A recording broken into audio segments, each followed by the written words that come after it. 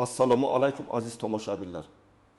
Bugun siz bilan juda muhim hayotingizga bevosita ta'sir qilishi mumkin bo'lgan bir mavzuni muhokama qilamiz. Bu ma'lumot ayniqsa hurmatli nafaqaxo'rlarimiz uchun o'ta jiddiy ahamiyatga ega.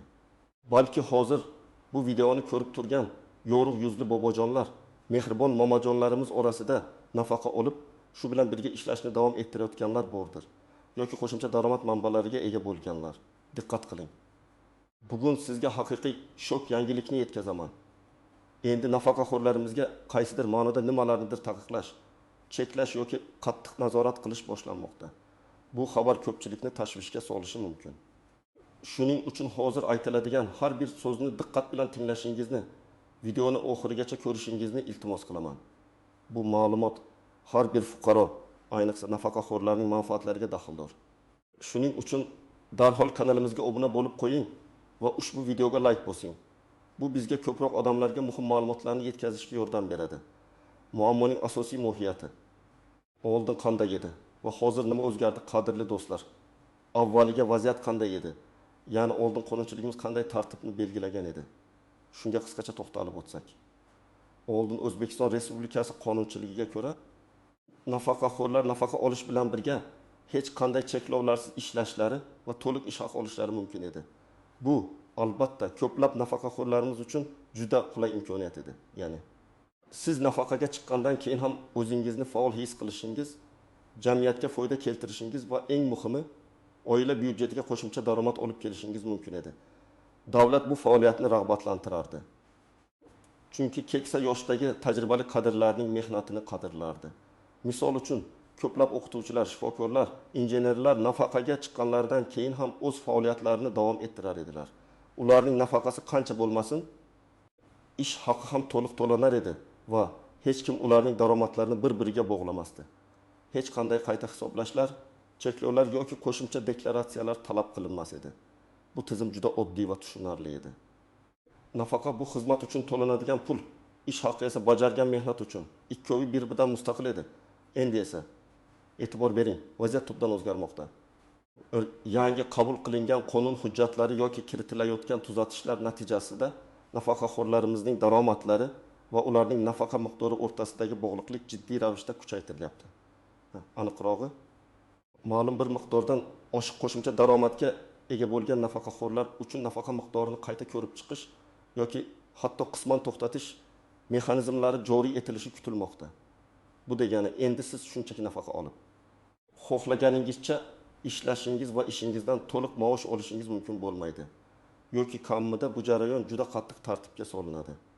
Davlatning asosiy maqsadi nafaqa tizimining barqarorligini ta'minlash va mablag'larni adolatli taqsimlash. Ammo bu o'zgarishlar ko'plab nafaqaxo'rlarning kundalik hayotiga sezilarli ta'sir ko'rsatishi mumkin. Shuning uchun bu taqiq aslida nafaqa va qo'shimcha daromadlarni birgalikda olishni eskirgan, oddiy sxemasiga nisbatan kiritilgan cheklovdir. Ya'ni oldinga o'z holicha ketaveradi degan tamoyil endi ishlamaydi. Davlat organlari sizning daromadlaringizni yanada qattiqroq nazorat qiladi va ma'lum bir chegaradan oshgan daromadlar uchun nafaqangiz qayta hisoblanadi. Asosiy qismiga nima bilishingiz kerak? Kim xavotir olishi kerak va kim xavotir olmasligi kerak? Keling, bu yangi o'zgarishlarning tafsilotlariga chuqurroq kirib boraylik. Eng avvalo, siz bilishingiz kerak bo'lgan eng muhim narsa bu sizning umumiy daromadingizdir. Davlat endilikda nafaqa olayotgan fuqarolarning barcha daromadlarini to'liq nazorat qilish mexanizmlarini ishga tushirmoqda. Bu nafaqat rasmiy ish joyingizdan oladigan ish haqingizni, balki boshqa manbalardan keladigan daromadlarni ham o'z ichiga oladi. Kim xavotir olishi kerak? Birinchi navbatda nafaqa olib, shu bilan birga rasman biror joyda ishlayotgan yoki tadbirkorlik faoliyati bilan shug'ullanayotgan.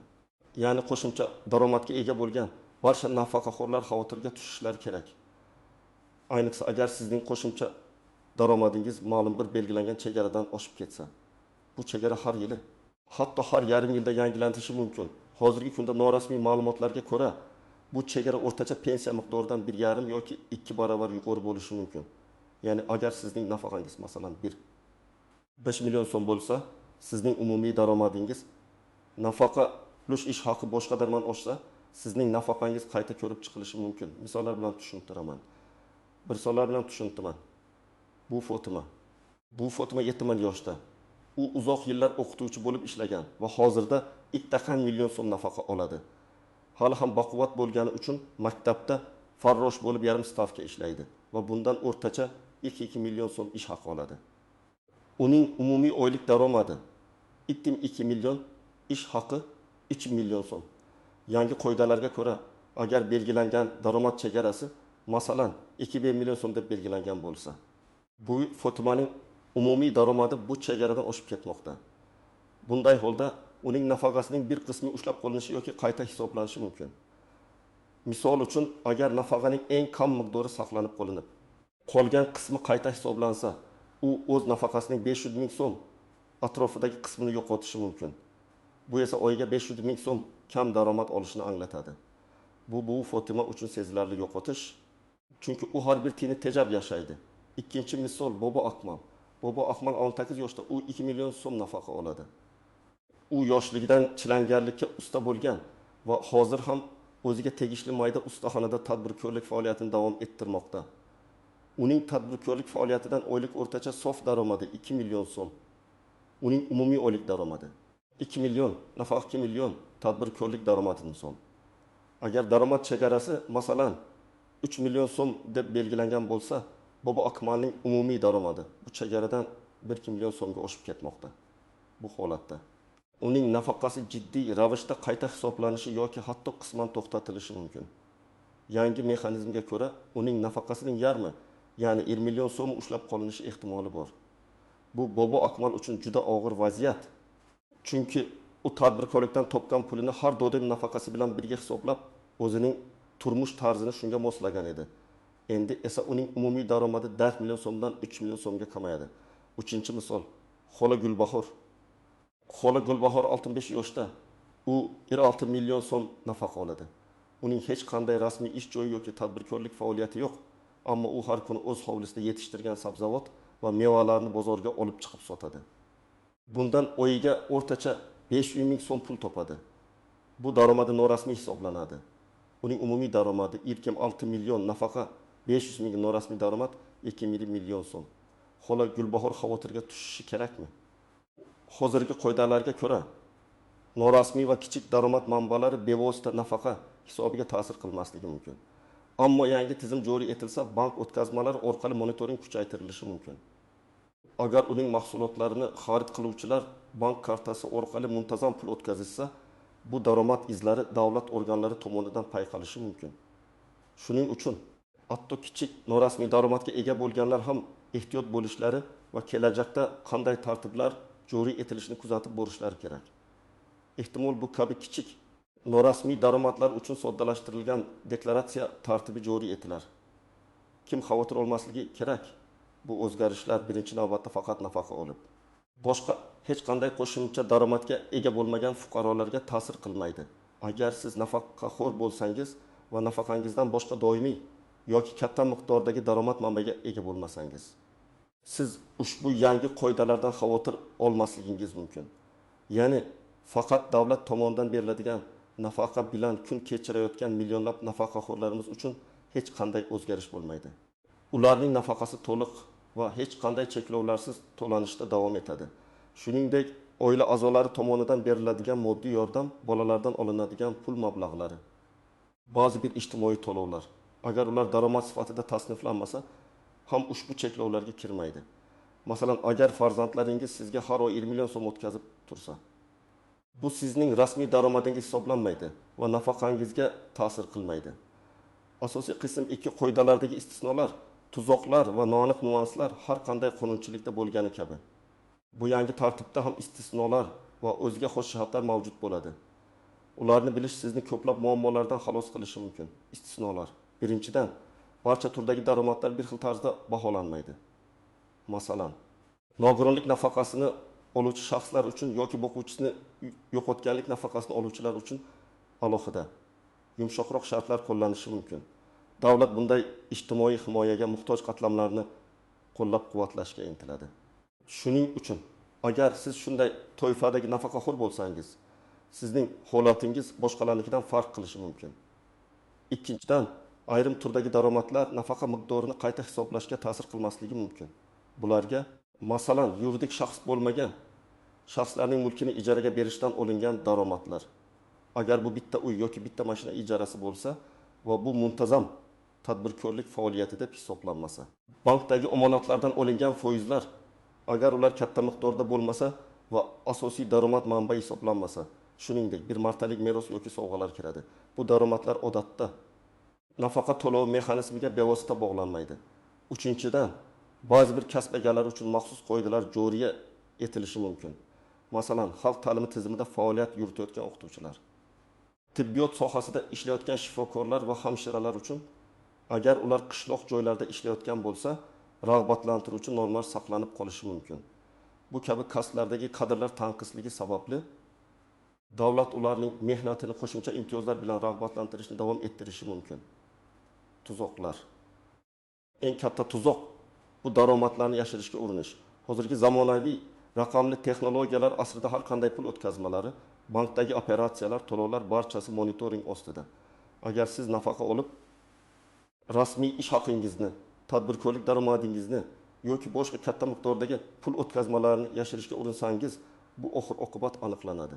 Aniqlangan taqdirda esa nafaqaning noto'g'ri to'langan qismini qaytarishingizga to'g'ri keladi. Bundan tashqari, ma'muriy javobgarlikka tortilish xavfi ham mavjud.